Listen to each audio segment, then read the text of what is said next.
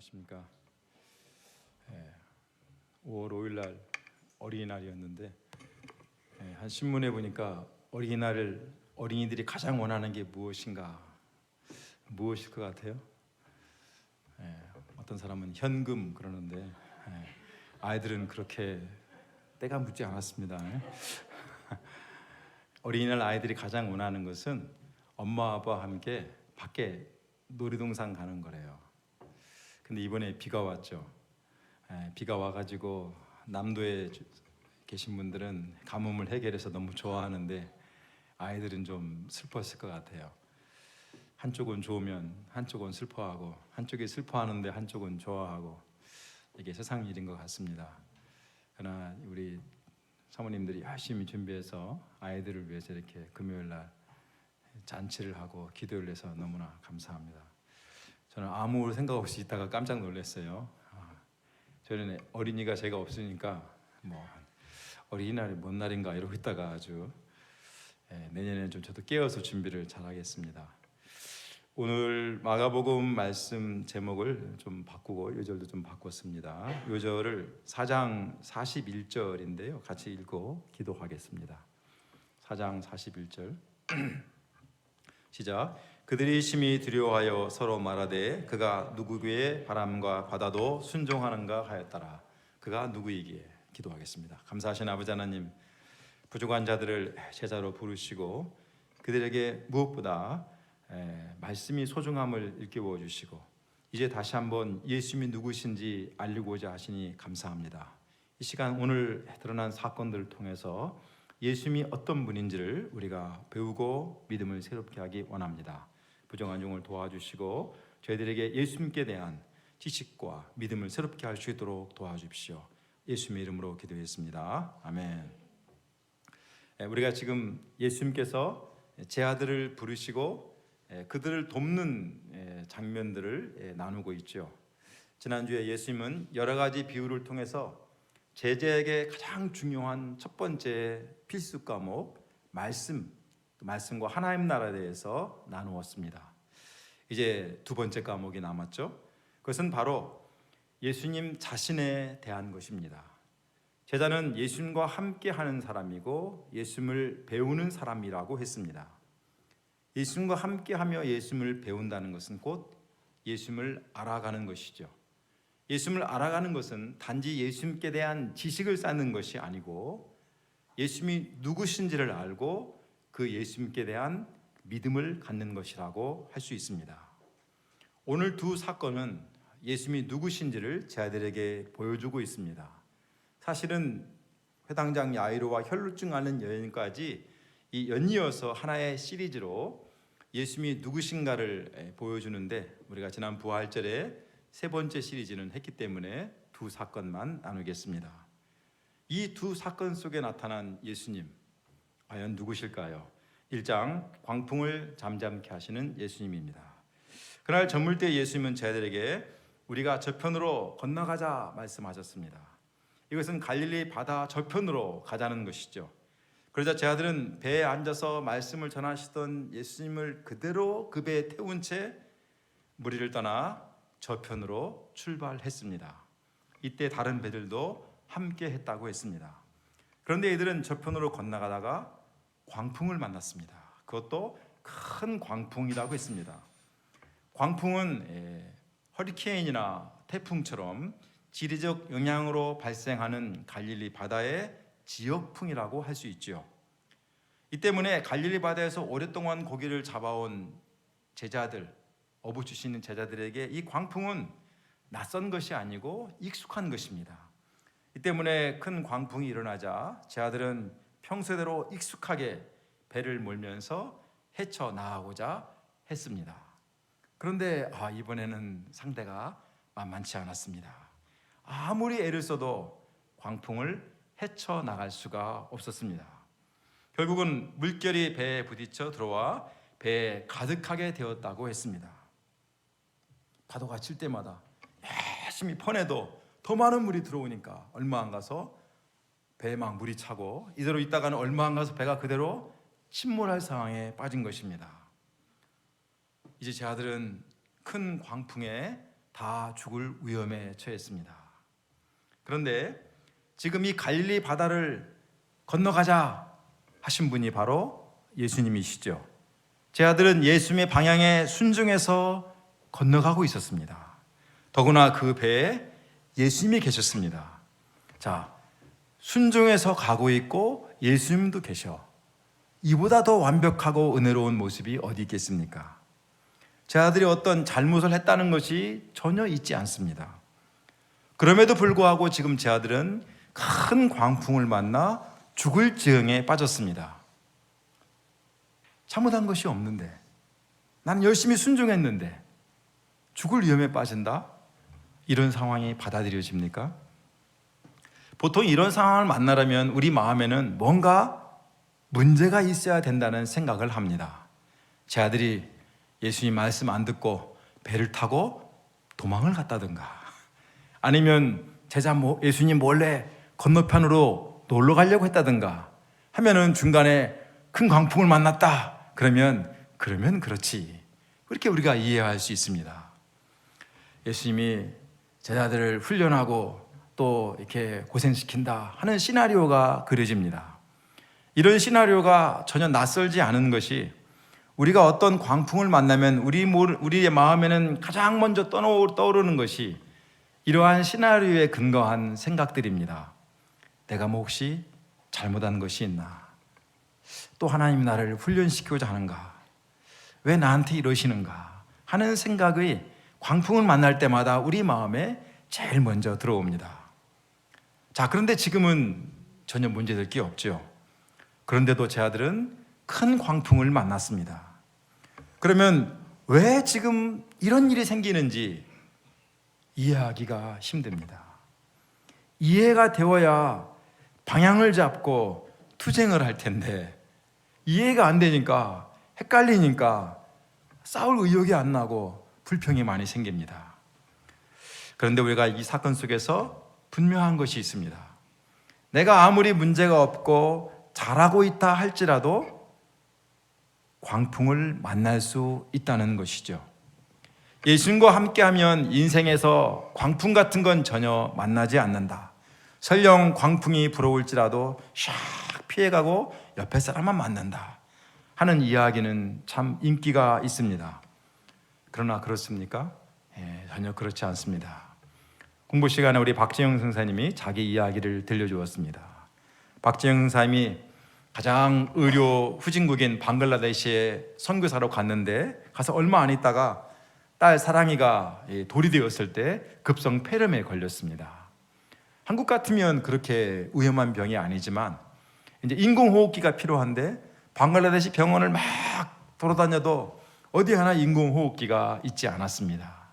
겨우 어떤 병원에서 하나 찾았는데, 또 옆에서 그 인공호흡기를 달고 박재영 형사님이 딸 사랑이를 위해서 중환자실에서 일주일 동안 막 목에 띠껴가면서 사투를 벌였는데, 겨우 이제 유지했는데 결국은 안 돼서 방콕으로 후송해서 겨우 사랑이를 살렸다고 그랬습니다.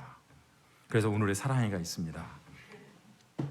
그런데 이런 일들을 겪으면서 박재영 선사의 마음에는 내가 의료 환경이 가장 열악하다고 하는 선교사로 왔는데 왜 내게 이런 일이 생기는가? 더군다나 보통 선교사가 아니죠. 의료 선교사예요. 닥터로 치료하는 선교사로 왔는데 딸이 병을 앓아 죽게 되는 이 상황이 온다는 것이 너무나 이해가 안 되었고 힘들었다고 그랬습니다. 우리 같아도 그랬을 것 같아요. 그러면서 신자락에서 광풍이라는 화살이 피해가는 것이 아니라는 것을 알았다고 했습니다. 우리가 예수님과 함께 할지라도, 나는 정말 주님께 사랑하고 주님께 순종하고 믿음의 길을 가고 있다 할지라도 죄송하지만 큰 광풍을 만날 수 있습니다. 거의 물에 빠져 죽을 지경에 처할 수도 있습니다. 그래서 예수님을 믿어도 함부로 운전해서는 안 됩니다. 안전운전을 해야 합니다. 예수님을 믿어도 건강검진도 꼬박꼬박 받고 화재보험도 들어둬야 됩니다. 저희 건물도 화재보험에 들었습니다. 우리는 언제 불어올지 모르는 광풍에 대비할 수 있으면 최선을 다해 대비하는 것이 필요합니다. 자, 그럼 이런 질문이 생기죠. 그렇다면 예수님과 함께 하는 것, 예수님을 믿는 것이 무슨 의미가 있는가? 예수님을 믿으나 안 믿으나 어차피 광풍을 만나고 보험도 들어야 되고 뭐가 차이가 있어요? 예수님을 믿어야 돼요? 말아야 돼요? 어떻게 생각되세요? 예수님 믿으면 광풍을 안 맞는다 그러면 꼭 믿어야 되겠다 생각이 들지만 예수님 믿어도 광풍 만난다. 그럼 예수님 믿어야 돼요? 말아야 돼요? 그래도 예수님을 믿어야 되죠. 당연하죠. 제가 이 자리에 섰는데 믿지 말라고 하겠어요? 믿어야지. 자, 우리가 왜 그럼 예수님을 믿어야 되겠습니까? 자, 본문을 봅시다. 제 아들은 상황이 다급해지자 예수님을 찾았습니다. 예수님은 고물에서 베개를 베고 주무시고 계셨습니다. 배의 앞부분을 미물이라고 하고 뒷부분을 고물이라고 부릅니다. 지금 배에 물이 가득해서 거의 침몰할 지경이 되었는데 예수님은 깊은 단잠에 빠지셨습니다. 정말 대단하신 예수님이죠. 이 모습은 마치 요나 선지자가 타고 가던 배가 막 풍랑을 만나서 거의 침몰 직전에 가 있는데 저 배 밑바닥에서 깊은 잠에 빠져있던 요나의 모습을 생각나게 합니다. 제 아들은 잠들어 계신 예수님을 막 흔들어 깨우면서 말합니다. 선생님이여, 우리가 죽게 된 것을 돌아보지 아니하시나이까? 아, 선생님 지금 주무실 때 아니요, 일어나! 뭐 그런 거죠. 지금 광풍 때문에 난리가 나고 죽게 되었는데 제 아들은 주무시고만 계신 예수님이 너무나 원망스러웠습니다. 예수님이 자신을 돌보지 않으신다고 여기고 예수님을 깨우고 있습니다. 그런데 사실 깨워야 할 것은 예수님이 아니라 자기 자신들의 잠자는 영혼이죠. 그들과 함께 하시는 예수님이 누구인지, 누가 이 배에 함께 타고 있는지 그들은 깨닫고 깨어나야 했습니다. 그래서 두려움을 물리쳐야 했습니다. 그러나 아직 그 정도 수준이 제 아들은 안 됩니다. 그래서 기껏 한다는 것이 예수님을 깨우면서 원망과 불평을 쏟아놓는 것입니다. 제 아들 때문에 예수님은 잠에서 깨어나셨습니다. 잠에서 깨어나신 예수님이 오히려 바람을 꾸짖고 바다를 향해 말씀하십니다. 잠잠하라, 고요하라. 그러자 쫙 바람이 그치고 바다가 잔잔해졌습니다. 막 솟구쳐 올라가던 분수가 탁 코드를 뽑으니까 쫙 끝나는 것처럼 그 일렁이던 파도, 그 사나운 바람이 금세 평온해졌습니다. 심청전에 보면 사나운 바다인 임당수를 달래고자 심청이를 제물로 바치는 장면이 나옵니다. 많은 신화나 전설의 이야기는 성난 바다, 대단한 자연의 힘 앞에서 제물을 바치고 달래고 구하는 식으로 문제를 해결하고자 하지요. 그렇지 않으면 마블 시리즈와 같이 슈퍼 히어로가 나와서 문제와 싸워서 힘으로 문제를 해결하는 방식이 등장합니다. 그러나 예수님은 어떻습니까? 큰 광풍을 향해서 베드로를 제물로 바칠까? 요한이를 제물로 바칠까? 그렇게 하지 않으셨죠. 또 빌지도 않으셨습니다. 슈퍼 히어로가 되어서 파도야 싸워보자 하고 힘으로 맞서 싸우지도 않으셨습니다. 예수님은 단지 한 말씀을 하셨습니다. 잠잠하라, 고요하라. 이 한 말씀에 바람이 그치고 바다는 아주 잔잔해졌습니다. 그리고 예수님은 제 아들 향하여 말씀했습니다. 보통 이런 경우에 저 같으면 내가 진짜 미안하다, 잠만 자서 미안하다, 저는 그렇게 할 것 같아요. 제가 인간적으로 좀 기본이 있잖아요. 그런데 예수님은 저와 완전히 다르시고 광풍을 보고 두려워 떠는 제 아들에게 말씀하십니다. 어찌하여 이렇게 무서워하느냐? 너희가 어찌 믿음이 없느냐? 예수님은 제 아들에게 미안하다고 하지 않으셨습니다. 오히려 제 아들을 책망하셨습니다. 그것도 너희들이 어부 출신이면서 이런 광풍 하나 해치지 못하냐 하시며 그들의 능력 없음을 책망하신 것이 아니지요. 또 무서워하는 그들이 용기 없음을 책망하신 것도 아닙니다. 예수님은 무서워하는 이들의 믿음 없음을 책망하셨습니다. 광풍이 불어와 배에 물이 가득한데 곧 침몰할 지경인데 안 무서워할 사람이 누가 있겠습니까? 배가 물이 안 들어와도 배가 막 흔들리면 무섭죠. 비행기 타고 가다가 막 흔들리면 이러다가 날개가 또 부러지는 거 아니에요? 이러면서 무서운 게 사람의 마음이죠. 그러나 예수님은 무서운데, 그래서 무서워하는데 왜 무서워하느냐고 하십니다. 그리고 그 무서워하는 이유가 믿음이 없기 때문이라고 하십니다. 결국 무서움, 두려움은 믿음이 없기 때문에 갖는 것이라는 것이죠. 믿음이 없기 때문에 이러다가 죽는다라는 결과를 설정하고 절망하고 두려워하는 것이라는 것입니다. 뿐만 아니라 믿음이 없기 때문에 제 아들은 그 두려움을 가지고 예수님을 원망합니다. 믿음이 없기 때문에 예수님을 향해서 선생님이여라고 부르고 한 번도 그렇게 부른 적이 없어요. 그런 버르장머리 없는 호칭을 쓴 적이 없거든요. 그런데 선생님이라고 부르고 막 원망하고 불평하고 있습니다. 결국 무엇이 문제입니까? 믿음의 문제이죠. 믿음이 있으면 광풍이 불어도 불평하거나 원망하거나 탓하지 않습니다. 믿음이 있으면 인간적인 갈등을 극복할 수 있습니다. 믿음이 있으면 두려움도 이길 수 있습니다. 무엇보다 그 믿음의 대상은 바로 예수님이십니다. 자기를 믿는 게 아니에요. 내 실력을 믿는 게 아니에요. 내 경험을 믿는 게 아니고 날씨를 믿는 게 아니고 일기예보를 믿는 게 아니고 예수님을 믿는 것입니다. 신앙은 신념이 아니고 실력이 아닙니다. 광풍이 불어도 나는 어떻게든지 살아남을 수 있다. 나 한수영 하거든. 자기 확신이 아니죠. 믿음은 광풍이 불지라도 그 광풍 속에서 나와 함께 하시며 나를 도와주실 그 예수님을 신뢰하는 것입니다. 그 예수님께서 광풍 속에서 어떤 일을 겪을지라도 나에게 가장 좋은 것을 주실 것을 믿고 신뢰하는 것입니다. 우리에게 이 믿음을 주시기를 기도합니다. 자, 그럼 우리가 믿어야 할 예수님은 누구십니까?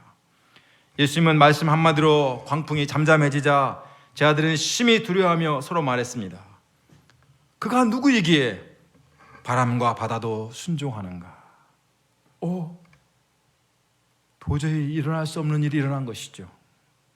예수님이 누구이기에 바람과 바다까지도 말씀 한마디 그대로 쫙 순종할 수 있을까?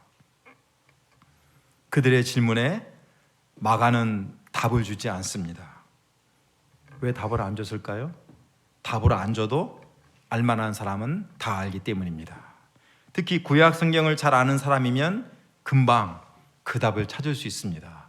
우리는 구약 성경을 잘 모르니까 제가 찾았습니다. 그가 누구이십니까? 시편 89편 9절에 나옵니다. 주께서 바다의 파도를 다스리시며 그 파도가 일어날 때 잔잔하게 하시나이다. 바다를 잠잠케 하시고 바다를 다스리시는 분, 그분이 누구십니까? 여호와 하나님이십니다. 시편 기자는 바람과 바다까지도 다스리시며 잠잠케 하시는 여호와 하나님을 찬양하고 있습니다. 예수님은 바로 이 여호와 하나님처럼 광풍까지도 잠잠하게 하시는 전능하신 하나님이십니다. 바람과 파도를 지으신 창조주 하나님이시요 능력과 권세의 주님이십니다. 그러므로 우리는 죽을 것 같은 두려움에 빠지게 하는 인생의 광풍 앞에서 두려워할 것이 아니죠. 원망할 것이 아닙니다. 어째 내게 이런 일이 생기는가 탓할 게 아니라 예수님의 말씀을 들어야 됩니다. 능력의 예수님을 의지해야 합니다. 그때 잠잠케 할 수 있습니다. 인생의 강풍으로 내 안에 드는 두려움의 강풍, 절망의 강풍, 슬픔의 강풍, 막 원망과 불평과 이 갈등의 광풍들이 예수님을 의지할 때 쫙 잠잠케 될 수 있습니다. 우리가 인생의 온갖 광풍 속에서 예수님을 믿는 믿음을 가질 수 있기를 기도합니다. 전능하신 주님 속에서 광풍을 헤쳐나가고 잠잠케 하실 이 주님과 함께하는 우리의 삶이 되기를 기도합니다. 2장 내 이름이 무엇이냐 5장 보겠습니다. 예수님께서 바다 건너편 거라사인의 지방에 이르렀습니다. 이곳은 갈릴리 호수의 그 동쪽 지역으로 주로 이방인들이 많이 살았습니다. 그러다 보니까 분위기가 유대 지역과 많이 다릅니다. 유대인들은 전혀 기르지 않는 돼지가 풀밭에서 놀고 있습니다. 예수님께서 이곳에 도착하여서 배에서 내리시자 곧 더러운 귀신 들린 사람이 무덤새에서 나와 예수님을 만났습니다. 더러운 귀신 들린 사람, 메시아의 성경은 아주 간단하게 미친 사람이라고 표현했습니다. 정신의학이 발달하기 이전 더러운 귀신 들린 사람과 조금 이상한 행동을 하는 흔히 말하는 미친 사람을 다 똑같이 취급했습니다. 그러다 보니까 우리가 알고 있는 중세 시대에는 조금 이상하게 행동만 하면 이 사람 귀신 들렸다. 그래서 소위 마녀 사냥을 했습니다. 마녀 사냥. 그래서 그런 이야기가 많이 나오죠. 그러나 지금은 다르죠. 뇌 종양이 있거나 또 도파민이나 세로토닌 같은 호르몬 계통에 이상이 생기면 사람이 이상 행동을 하는 경우가 있다고 합니다. 또 우리도 많이 겪는 일이죠. 과거에 받은 이 상처로 인해서 마음에 이제 가시가 박혀서 트라우마 때문에 이상 행동을 하는 정신 이상이 생기는 경우도 우리는 종종 봅니다. 우리도 조금씩은 다 그런 증세가 있죠. 이런 경우는 약이나 또 관심을 갖고 도우면 많이 상태가 좋아지기도 합니다. 그러나 더러운 귀신이 들렸다고 하는 것은 이런 것과는 전혀 다른 차원의 이야기입니다. 더러운 귀신이 들렸는지 호르몬계 이상인지 딱 이렇게 소위 이제 칼로 두부를 자르듯이 딱 구별하는 것은 사실 쉽지 않습니다. 그러나 우리는 이게 같은 것이 아니다라는 것을 알고 구별할 수 있어야 됩니다. 더러운 귀신 들렸다는 것을 공동 번역은 더러운 악령 들린 사람이다 이렇게 아주 좀 더 노골적이고 분명하게 표현했습니다. NIV 성경은 A man with an evil spirit 이라고 표현했고요. 근데 마가복음 1장 32절에서 더러운 귀신 들린 사람을 데몬 포제스트라고 표현했습니다. 저는 이 표현이 참 분명하다고 생각합니다. 왜냐하면 데몬, 더러운 귀신이 포제스트, 이 사람을 확 소유해버렸다, 사로잡았다 이런 의미거든요. 그러니까 귀신이 들었다는 것은 악령이 그 사람의 몸과 마음과 생각과 인격을 완전히 소유해버린, 사로잡아버린 것을 말합니다. 어떻게 이렇게 되었는지 우리가 정확히 알 수 없지만 대충 짐작은 우리가 할 수 있죠. 아무에게나 멀쩡한 사람한테 막 악령이 들어가가지고 이렇게 막 더러운 귀신 들리게 하고 막 그런 것은 아닙니다.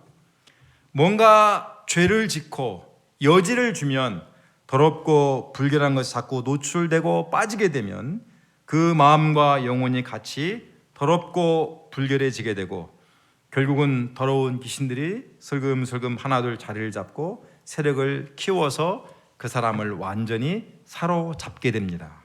마태복음 12장에 이런 장면들이 나옵니다.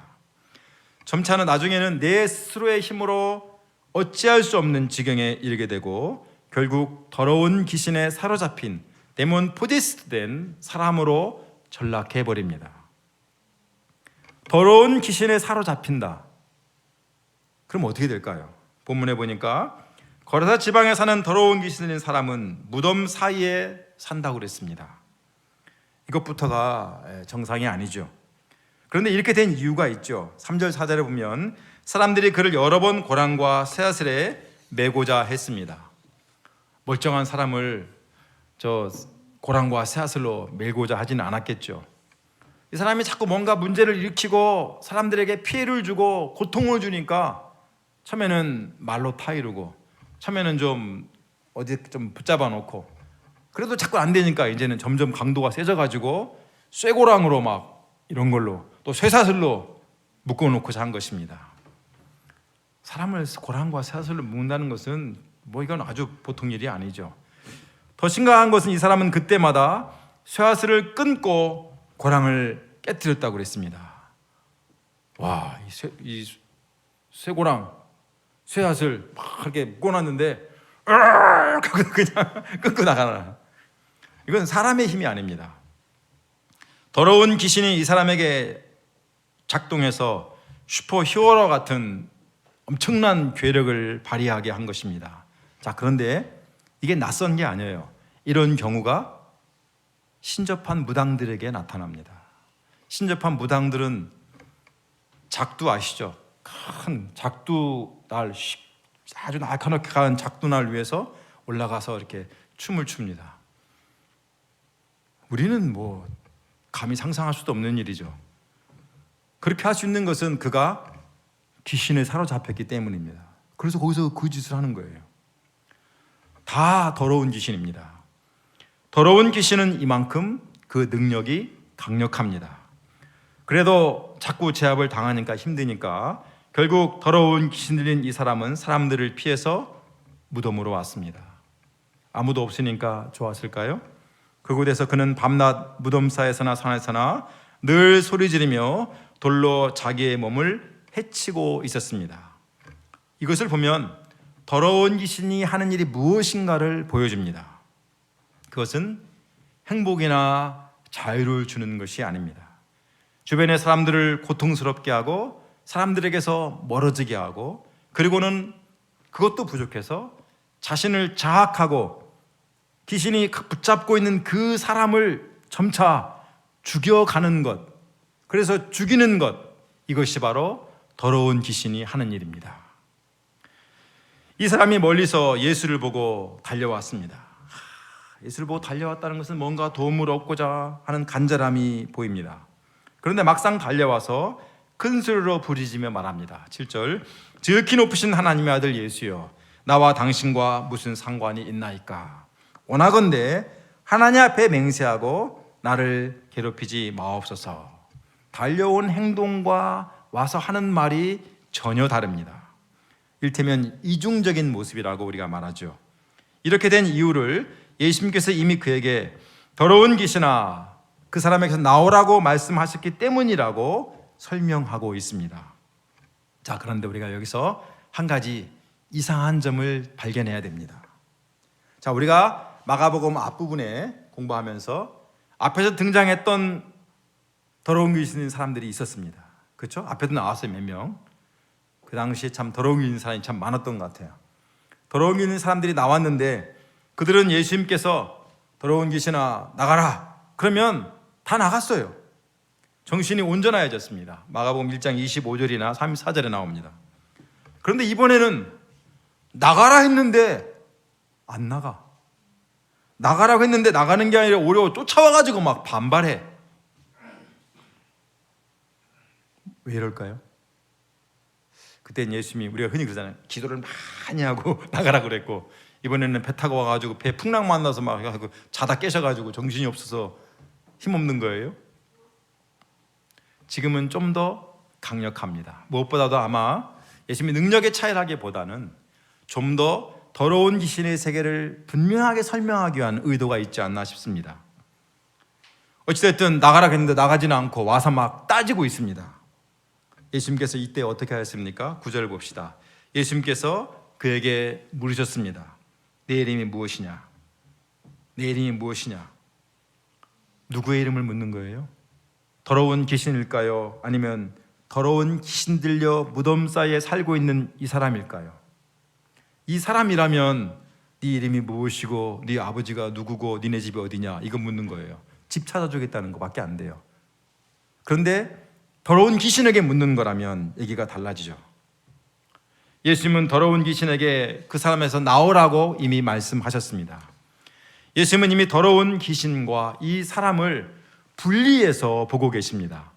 그렇다면 이 질문은 이 사람이 아니라 더러운 귀신을 향하여 예수님이 묻는 것입니다.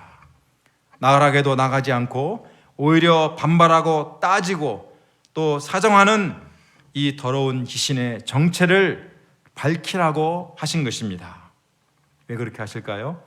정체가 밝혀질 때 더러운 귀신은 더 이상 힘을 쓸 수가 없기 때문입니다. 또 더러운 귀신에 잡혀있는 이 사람은 더러운 귀신이 자기 자신의 모습인지 아니면 또 내가 있는 것인지 헷갈린 가운데 있겠지요. 더러운 귀신에 완전히 사로잡혔으니 오히려 이런 모습이 자기 자신의 본래 모습이라고 여길 수도 있습니다.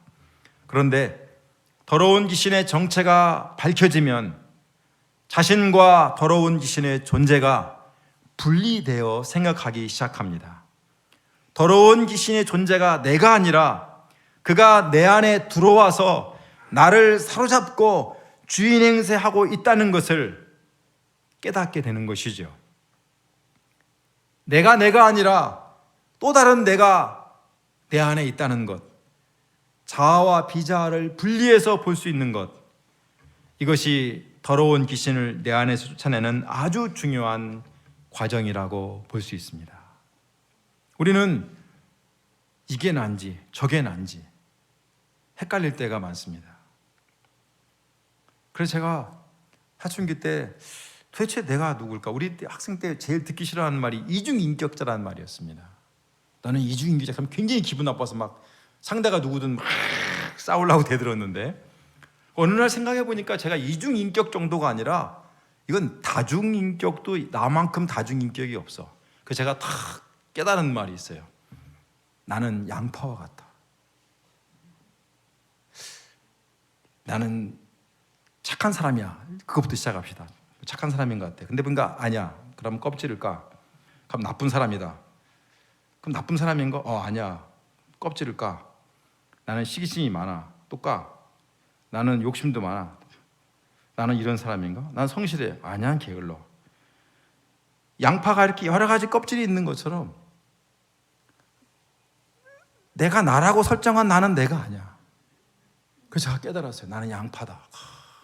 도사가 돼서 도사. 이중인격자라고 욕해도 끄떡 없어. 나는 양파니까. 이중 가지고 어디 나는 양파인데. 그러다 너무 힘들더라고요. 양파 다 까면 뭐가 남아요? 아무것도 없어요. 그냥 끝나는 거예요. 그러니까 너무 허망한 거예요. 나는 없다. 조금만 더 갔으면 머리 깎았을 것 같아요. 그렇죠? 그러면 고승이 될지도 모르는데 하나님이 불쌍히 여기셔가지고 지옥에 떨어지기 전에 구원하신 것을 감사합니다. 사람들이 내 안에 있는 나와 내가 알고 있는 내가 다르다. 내가 왜 이러지? 그런 노래 많잖아요. 내가 왜 이럴까? 이러긴 왜 그래? 그 안에 뭐가 있으니까 그렇지. 제가 그런 노래 참 많이 불렀어요. 내가 언제 한번 들려줄게요. 수양에 가서. 저 잘 부릅니다.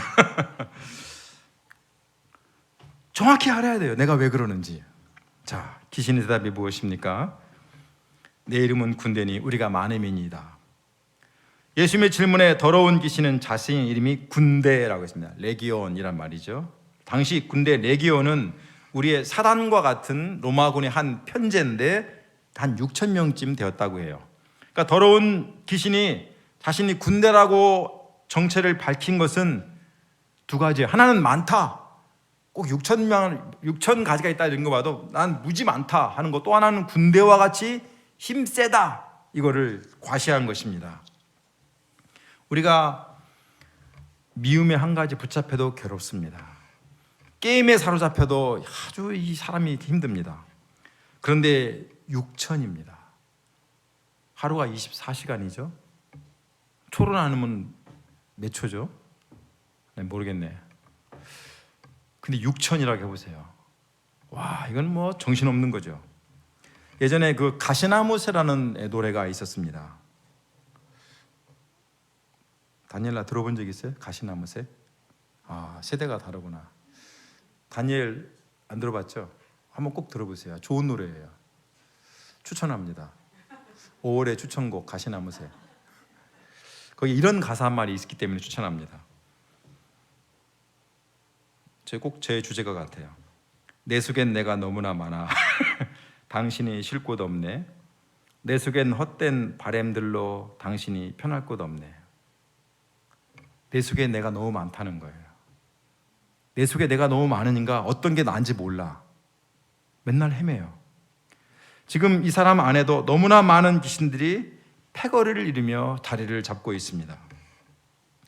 너무나 강력합니다. 예수님이 한번 나가라고 했는데도 불구하고 나가지 않고 반발할 정도로 아주 강한 힘을 갖고 있습니다. 그러나 이제 정체가 밝혀진 이상 더 이상 버틸 수가 없습니다. 예수님의 말씀으로 빛 가운데 정체가 드러난 이상 계속해서 이 사람을 붙잡고 있을 수가 없는 거예요. 그래서 더러운 귀신들은 예수님께 자기를 지방에서 내보내지 마시기를 또 그래도 간구합니다. 이 지방이 누구예요? 이 사람이에요. 육천의 귀신이 머무는 이 사람은 좋은 펜션이야. 자기 마음대로 이 사람 끌고 다닐 수 있으니까 이보다 좋은 데가 없어. 한 사람이 인생이 망가지고 있는데 귀신들은 너무 좋은 거야. 안 나가게 해달라고 그럽니다. 그래도 군대 귀신들에게는 그래서 내쫓지 말아달라고 예수님께 사정합니다. 그러나 더 버틸 수 없다는 것을 알고 이들은 마침내 곁에서 먹고 있는 돼지들에게로 옮겨가달라고 했습니다. 예수님께서 이를 허락하셨다고 했습니다. 자, 이 모든 과정을 보면 지금 더러운 귀신들이 6천이나 있고 굉장히 군대 같은 세력이고 한 사람의 인생을 막 쥐고 흔들고 있지만 예수님이 훨씬 더 강력한 힘으로 모든 주도권을 쥐고 있다는 것을 보여줍니다.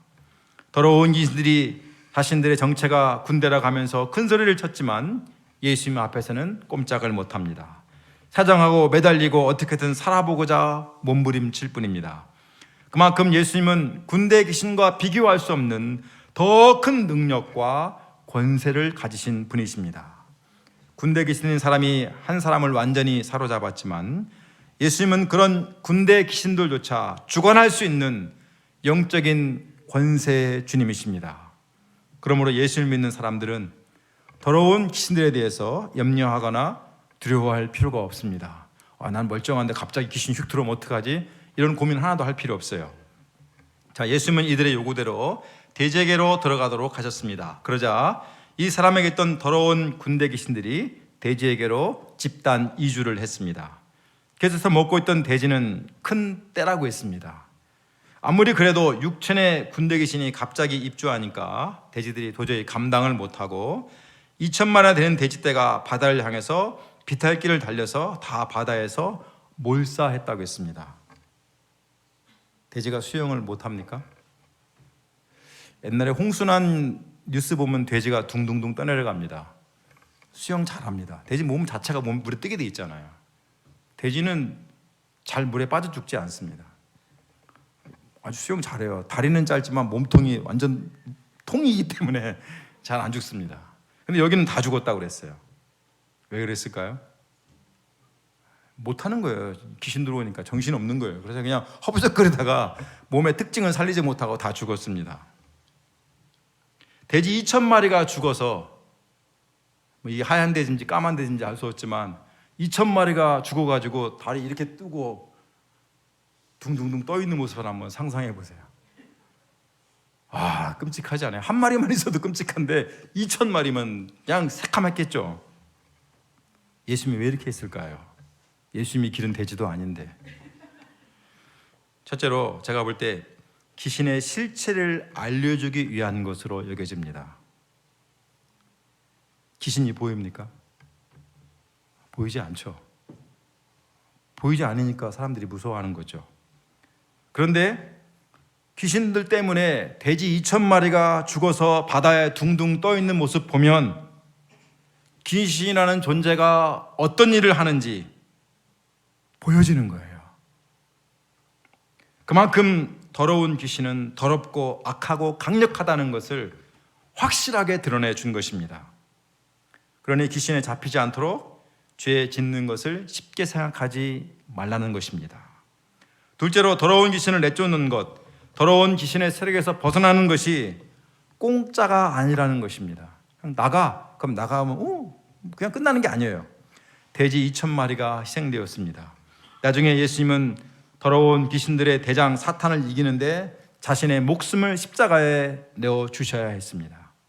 구원은 반드시 대가가 따릅니다. 그러므로 내가 받은 구원을 귀하게 여길 수 있어야 됩니다. 자, 이 일의 결과가 무엇일까요? 돼지를 치던 자들은 놀라서 이를 사람들에게 알렸습니다. 사람들은 다 놀라서 이를 보고자 왔습니다. 와서 보니까 귀신 들렸던 자, 군대 귀신 집혔던 자. 참 표현이 집혔단 말이 참 우리말은 어려운 말인데 꽉 잡혀 있는 거예요. 옷을 입고 정신이 온전하여 앉은 것을 보았습니다. 군대 귀신에 사로잡혔을 때는 완전히 미친 인간이었죠. 고랑과 쇠설로 묶어야 할 정도로 싸나운 짐승이고 민폐의 끝판왕이었습니다. 그러나 군대 귀신이 나가자 사람이 멀쩡해졌습니다. 제대로 사람 모습이 났습니다. 사람 꼴이 나고 사람 역할을 할 만한 사람이 된 거예요. 예수님께서 더러운 군대 귀신 잡혔던 이 사람을 완전히 구원하신 것을 보여줍니다. 새 인생을 살게 하신 것입니다. 정말 감격적인 순간이죠. 그러나 사람들의 생각은 달랐습니다. 그들은 예수님께서 이 지방에서 떠나시기를 간구했다고 했습니다.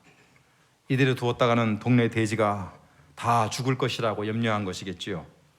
이들에게는 사람보다 돼지가 소중하고 돈이 소중했습니다. 말씀에 비유해서 가시떨기 나무가 여러 가지 유혹에 욕심에 잡혀서 열매를 맺지 못하는 것처럼 이들도 마찬가지죠. 그들은 자신들에게 오신 구원의 예수님을 물질에 대한 욕심 때문에 내쫓았습니다.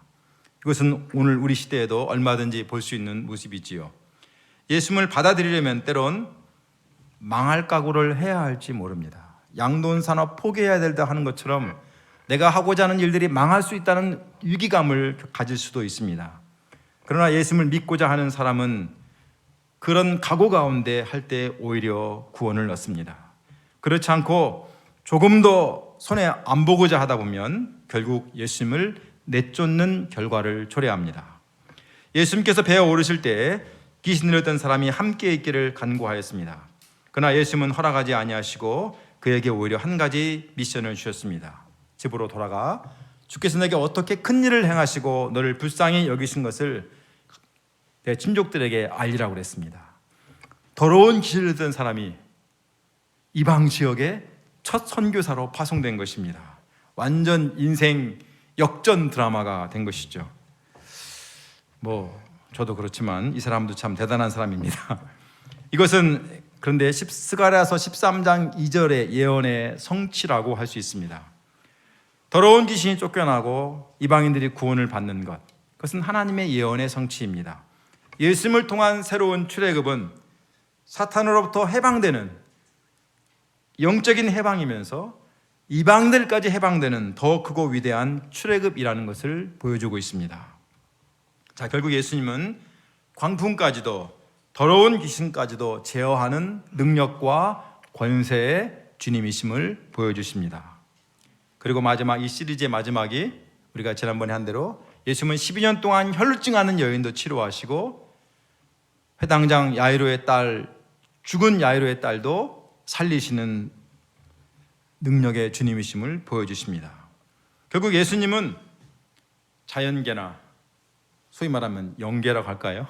그 귀신의 세계나 또 심지어 누구도 해결할 수 없는 이 죽음의 세계까지도 정복하시는 능력과 권세의 주님이십니다.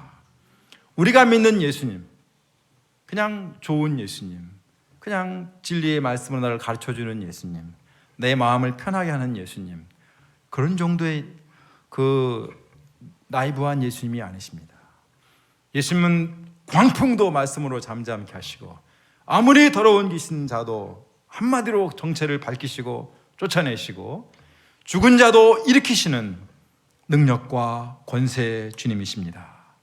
이 예수님을 믿는 자, 이 예수님을 따르는 자, 이 예수님을 의지하는 자는 어떤 가운데서도 두려움을 이기고 평안한 가운데 주와 함께 구원의 새 일을 할 수 있습니다.